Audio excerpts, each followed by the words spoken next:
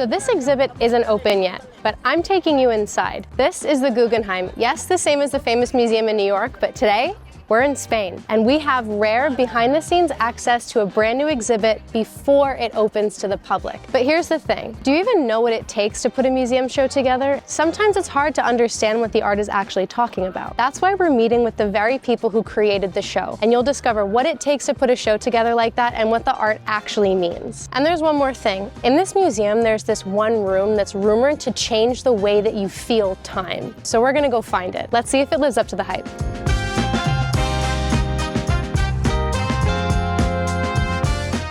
So the first thing I thought of when we walked in is how you're immediately presented with a bunch of art. Like there's a big sculpture up there. Around this corner is a Jenny Holzer. Even just the way that the building is structured, it looks super sculptural. And if you look over this way, you can see all the levels of the floor, which kind of reminds me of the Guggenheim in New York, because if you've ever seen it, it is just one big spiral up the middle. And also over here, there's a Serra Evans sculpture. So I think it's great that you come into the museum and you immediately begin. The art starts from the second you walk in the door. You don't have to go find it. You don't have to go through a million elevators and staircases and whatever. You walk in and it's just instantly super cool. And we can't forget who we actually came all the way here to see. So let's go into the exhibit and I'll tell you all about her.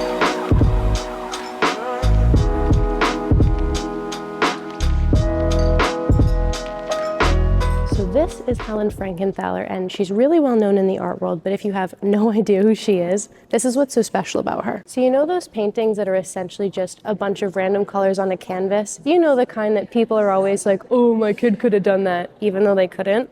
Well, Helen Frankenthaler was part of a group of artists in New York City that essentially invented this style of art. It's called abstract expressionism, and she does a particular kind called color field paintings, where it's basically just different fields of color or different patches of color. And I know it looks really simple, but at the time, this was really shocking to people. And it was a big deal, even though I know it doesn't look like there's much going on. Art is a lot of the times considered good when it's technically difficult or hard to make. But what happens when you take all of that away and all you're trying to do is convey an emotion without actually showing you anything? Well, that's abstract expressionism. It's trying to convey an emotion. It's trying to make you feel something or give you a reaction or whatever without any symbols. It's meant to just be quite raw and tap into you in that way. And now, Helen Frankenthaler is really well known for her technique of soaking and staining her artworks. I've liked her paintings for so long, I actually ended up using cards that had her paintings on them for my bridal shower thank you cards, and I'm pretty sure that this is one of the paintings that was on one of the cards. The exhibit looks so pretty, but I'm so curious, how do people actually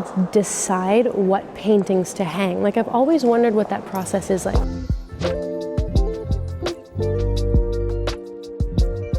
With a show this big, how do you even decide what kind of paintings you're going to put in it? You must be so spoiled for choice. First, you need an idea. And once you have the kernel of the idea, then you can begin to think, what would be the appropriate works to make the idea make sense? Yeah. With this show, I knew that I wanted people to see a survey of her work. You know, I wanted people to be able to come into the show, go through the show, and come out and say, I think I understand this artist. Yeah. Or I think I have a good sense as to who this person was and how she changed through time. So you wanted them to get to know her? Get to know her as intimately as possible. Yeah. Now, what does that mean with painting? Yeah. It means that you had to look. Yeah. Right? Especially with abstract painting. Totally with abstract painting, because see, we were talking about the language of abstraction. Yeah. So if you're attempting to read the painting, then it takes time to do that. Yeah. And you know, in our culture now, it's people are in a hurry. You know, it's digital time. It's not analog time. So my message to anyone who's interested in painting of this period and Frankenthaler is to take your time. Yeah. Or to give yourself the opportunity to look at, you know, one or two things really carefully. Yeah. One or two things that grab you, that grab your curiosity, your imagination. I find that with good art, like good music, you lose yourself in the thing. Also, a great work of art is when you leave it, we can look at David Smith, who was a good friend. We can look at Kate Provincetown, Tutti Frutti. Every time I come back to these works, they change. Or maybe I change. Perspective changes. Yeah, life changes. I mean, so whatever you listen to in your teens, when Justin you reach... Bieber. Cool, fine. So Bieber, fine, great. If you were to go back to his best tune when you're older, you would probably have one of two responses. You'd be like, how did I even listen to that? Or if it's really interesting, Yeah. you'd say, wow, I'm hearing that differently. Yeah.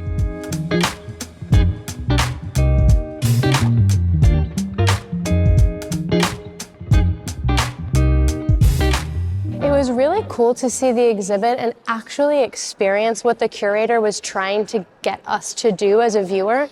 Because, I mean, obviously I did ask him, what do you want us to take away from it? And he said he wants us to get to know the artist better. But even before I asked him that, I really did feel like I did. I didn't know that she spent so much time in Massachusetts where I grew up. And I knew she was from New York, but there was all these little bits and pieces that you kind of see in her art, especially because the whole thing was set up through time. So you really do get to see who this woman was other than just, oh, this is a really pretty painting, whatever. You see the growth and how people change and how their art style changes over time.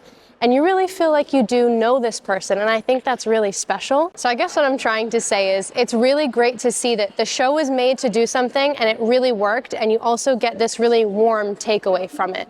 But we still haven't found that room I'm looking for. The museum is huge. And right now we're on the 3rd floor. And I think that we need to be on the 1st. So I wonder what other cool art we'll find on the way. But before we go any further, let's talk about the building itself. It was designed by the architect Frank Gehry, and it's meant to look kind of like a boat from the side, which is a nod to Bilbao's industrial port history. And the thing that I find really satisfying about it is that it looks like a piece of artwork that has artwork inside of it. When I was a kid, I used to think that buildings should look like the things that they sold, like a flower pot should be a flower shop. So the fact that this looks like a sculpture and there's tons of sculptures inside make a whole lot of sense to me.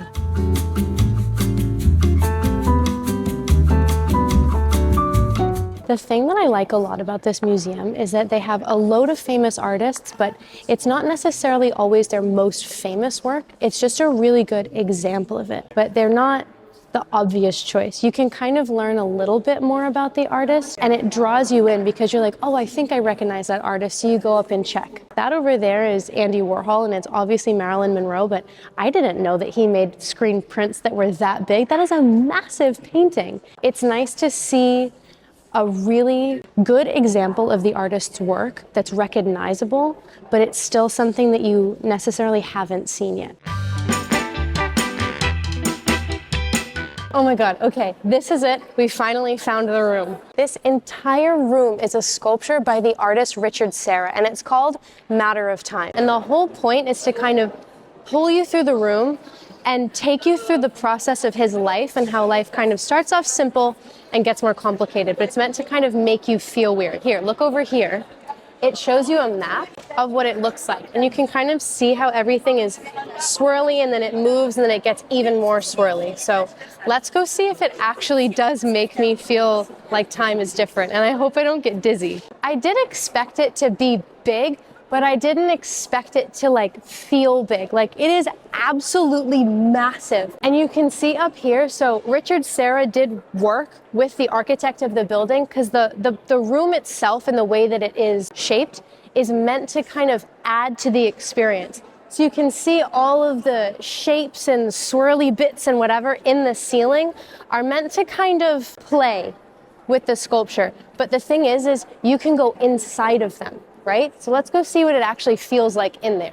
This is so cool. I definitely do see how this can be disorienting because even as I'm speaking, I can hear the echo moving around. I don't know if you can hear that in the mic, but over here, it's kind of caved in over you, and then over there, it's slanted back. So I could totally see how if you're someone that, I don't know, is prone to vertigo, this might make you feel really wonky. It's like, you know when you're swimming at the beach or when you were a kid, if you would like throw yourself in a wave and it would tumble you up a lot, that's kind of what being in here feels like. It's fun, but it's definitely a little wibbly wobbly. So this is supposed to symbolize the middle of the journey, but this is the one where I'm like kind of nervous about what it feels like inside because it feels like that maze in Harry Potter. And in the 4th one, if you've seen it. Oh, this is weird. It's so cool though. There's two sides to it too, and in this one, the ceiling's even kind of caved in. Oh, this is so weird. It actually does feel like, wait, can you hear that in the mic? Hello? I don't think I've ever been so excited in an art exhibit, ever. Maybe I shouldn't say that, but this is so cool. It is kind of relieving once you get out of them though, because look at how long it is. Like, this is huge. And Richard Serra is known for making these kind of like monumental, massive steel structures. And I'm used to seeing them outside. So seeing them in a building, and look at how far the room goes off. It feels like it goes on forever, and all the lights and everything. To put such an impactful, like space disorienting, really physical sculpture inside of a museum is really special. This is sick. Now there's two types of time at play here. There's literal time as in on a clock, and there's memory time. So basically the things that you've been through, these sculptures that you've been through, that will kind of shift your perspective of how you experience it based off of your memories. And with them both kind of working at once, it really drums up a cool experience walking through them. So now we're on the back side of the gallery where things are supposed to get more complicated. And this one has a lot more of a swirly entrance to it. And once again, this does feel a little bit disorienting, like it's starting to kind of close you off and it's getting darker. So I can see how, I don't know why this is getting me a little creeped out, because you don't know what's coming. I think it's going to open up in a second, but wow, this is really swirly. What in the world? I feel like I'm leaning sideways now because of the shape of the walls. Okay, we're in the middle now. This is crazy. I know that they say that it's a bit time disorienting and it makes you feel a little bit weird. And it's not that I doubt the people that say these things and create the exhibits and talk about how that's what it's supposed to be. The artists themselves said that that's what it's supposed to be, but sometimes you just don't know if it's more of if you get it kind of thing. But this literally, like, I catch myself standing and walking sideways a little off balance because it really does like interfere with your perspective and make you walk and feel differently. And I keep hearing myself echo, it's nuts. So now you know what it takes to put together such a cool museum show. If you want to see more videos like this, be sure to like and subscribe and let me know, what museum should I tour next?